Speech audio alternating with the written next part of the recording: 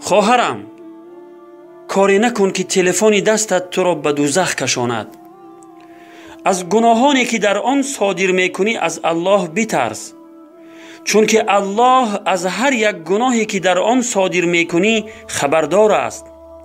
عاقبت آن خیلی خطرناک است.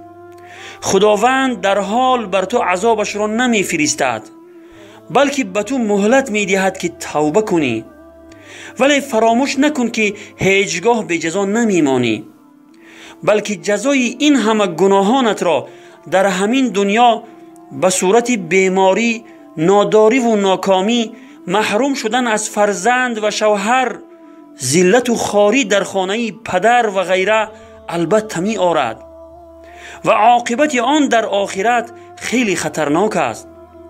از حضرت عمران ابن حسین رضی الله عنه روایت است که پیامبر خدا صلی الله علیه و سلم فرمودند: در شب معراج به دوزخ نظر کردم، دیدم که اکثر دوزخیان زنان هستند. روایت بخاری و مسلم.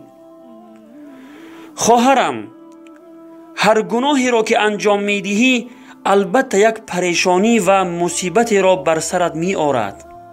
این را من نمی گویم، این را خداوند در قرآن عظیم الشأن می فرماید: استعیذ بالله و ما اصابکم من مصیبت فبما کسبت ایدیکم. یعنی هر مصیبت و سختی که بر سر شما می آید به سبب گناهانی است که انجام داده اید. خواهرم، خوب به یاد داشته باش، کاری نکن که بازیچه دست شیطان شوی. و السلام علی من اتبع الهدى.